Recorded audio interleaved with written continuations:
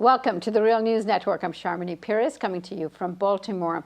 The UK general elections will be held on May 7th to elect the 56th Parliament. Now joining me to discuss the candidates and what is at stake is John Weeks. John is joining us from London, England. He is Professor Emeritus of the University of London and author of the new book, New Economics of the 1%, How Mainstream Economics Serves the Rich, Obscure Reality, and Distorts Policy.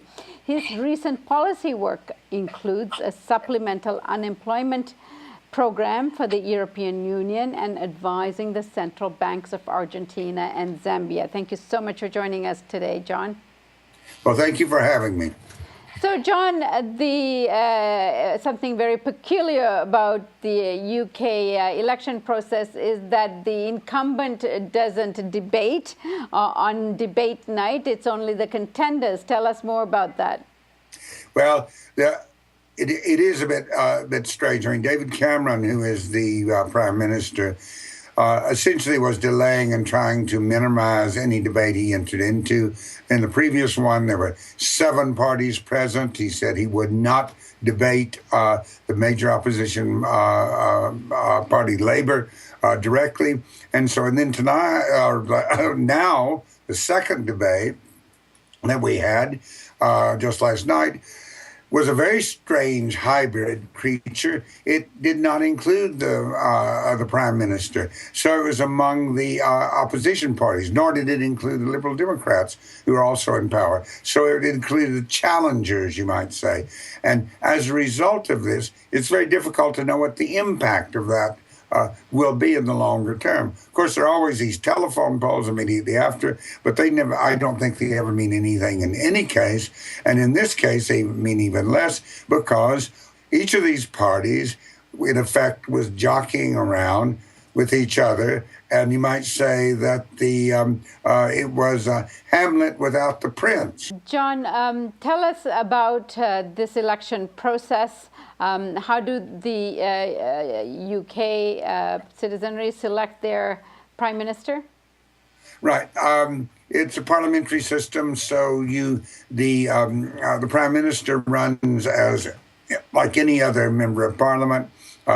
The party that has the most seats then forms a government, or the party that can put together a coalition to form a government moves on. Now, in the UK, it was last 5 years ago, was the first time in a very long time, since the 1930s, that there has been a government of more than one party.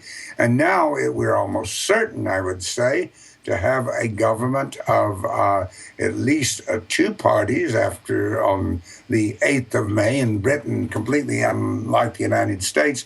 The day after the election, a new government comes in, or the old government stays. But if there's a change in government, they take over the next day. And so we're seeing a very unusual situation for Britain. If I may, I'd like to mention a couple of other things, too, particularly to American watchers. And one is, unlike in the United States, money does not overwhelmingly determine the outcome of the elections. The amount of money that is in U.S. election is just many, many times more than in Britain. The average expenditure for a U.S. congressional race can go $2 to $6 million. In Britain, it's very rare for expenditure to go in a constituency election to go beyond about $40,000.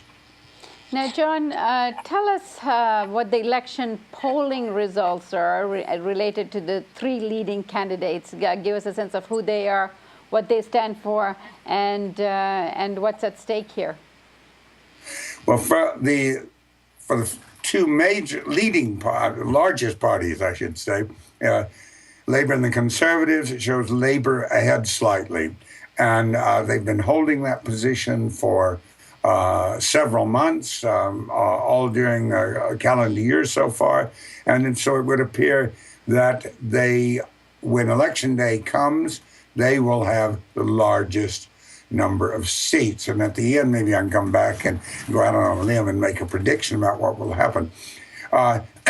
Next would normally come the other party in government, the Liberal Democrats, but they are almost certain to be pushed aside, overwhelmed as the number two party by the Scottish Nationalists, who could gain, well, maybe it's too strong to say almost certainly, but no one will be surprised if the Scottish Nationalists end up with more seats than the Liberal Democrats, who are the partners of the Conservative Party in government now. And the important thing about the Scottish Nationalists is it is probably the most social democratic party in the British Isles, the most left-wing party of any size in the British Isles. And in terms of the candidates and the platforms that they're representing, give us a sense of what that is like.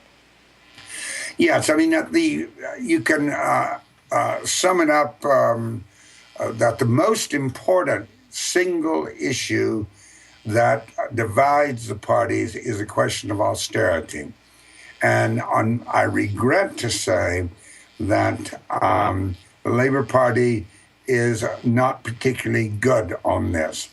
I don't want to exaggerate it. Conservative Party and Liberal Democrats is get the deficit down. That's the most important thing. We're going to get it down. We have to do it quickly.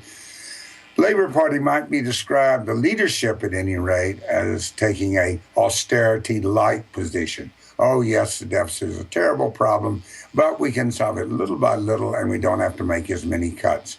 This is in contrast to the Scottish Nationalists, whose leader said, Ms. Sturgeon said, we are against austerity, period.